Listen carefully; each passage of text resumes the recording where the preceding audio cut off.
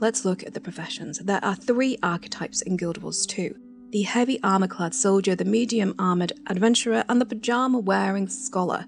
Each archetype has 3 core professions, and each core profession has 3 elite specializations, 1 for each of the game's expansions.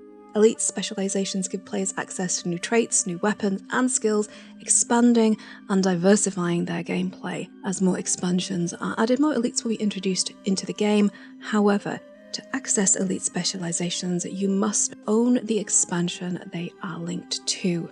Free-to-play gamers have access to the core specializations and skills and traits, but not the elites.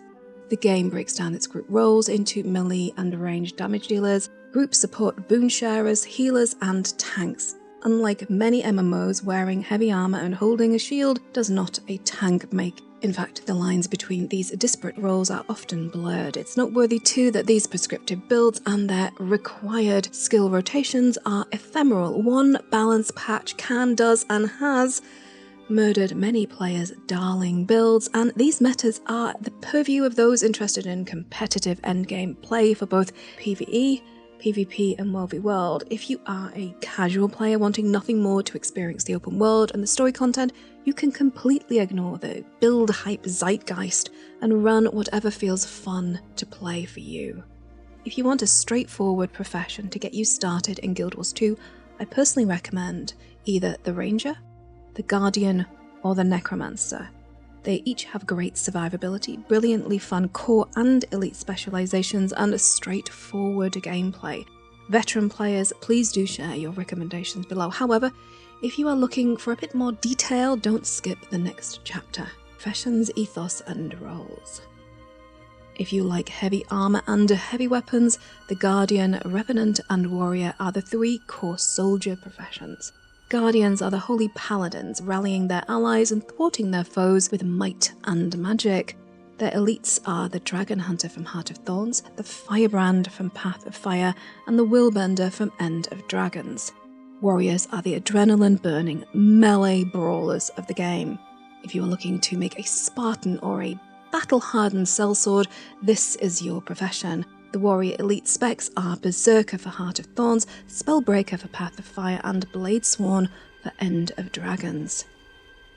Now, Revenants are Dark Knights. They are blindfolded spell swords who commune and utilize the powers of deceased legendary heroes and villains from Tyrion's past. The Revenants elites are Herald from Heart of Thorns, Renegade from Path of Fire, and Vindicator from End of Dragons.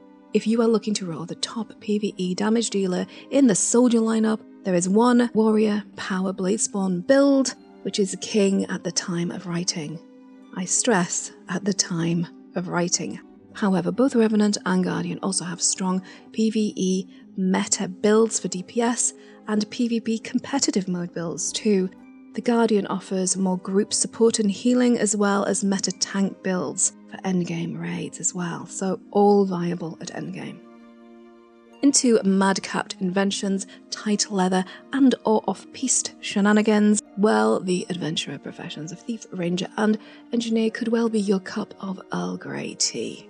The acrobatic Thief is a master assassin and cutpurse. They can move through the shadows unseen and thrive in the thick of the melee. The Thief's elites are Daredevil from Heart of Thorns, Deadeye from Path of Fire, and Spectre from End of Dragons.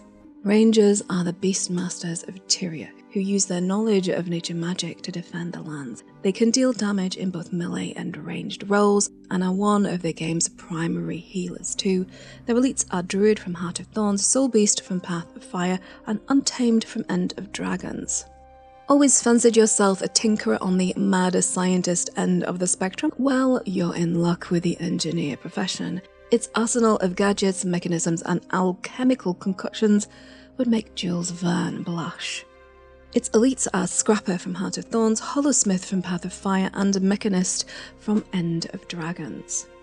At the time of writing, a Ranger Condition Untamed build has the highest potential damage output in the game, if you can manage to pull off its insane rotation. However, all the adventurer professions are competitive at endgame, with Engineer having, I think, the most dynamic spread of possible build types encompassing all roles. The Thief is primarily a damage dealer and, oh my god, baller in every game type. It's just more murder, death, kill focused.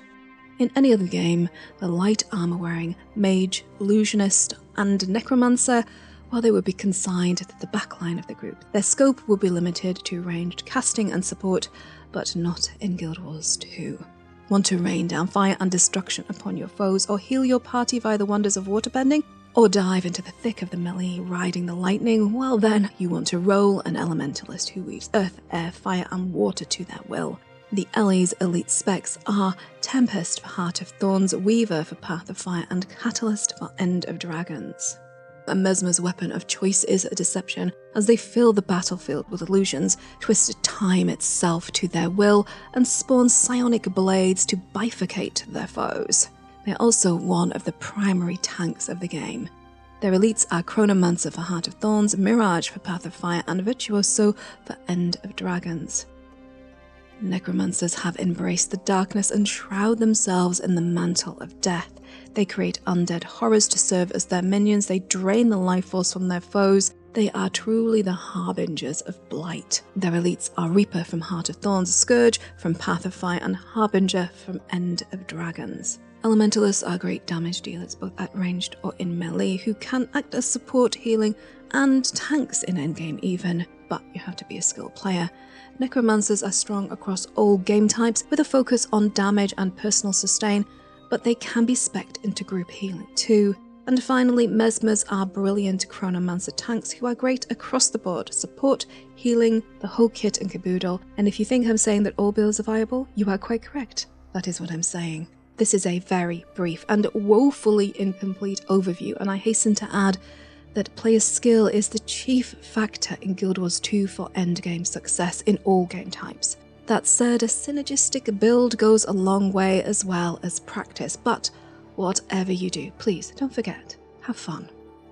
Now, I do highly recommend Mutluk's YouTube videos for their easy new player builds. Links below to his channel and many other build sites for you to peruse at your leisure. Please do like, share and subscribe, and please show some love to my wondrous patrons. Thank you all so very much for your generosity.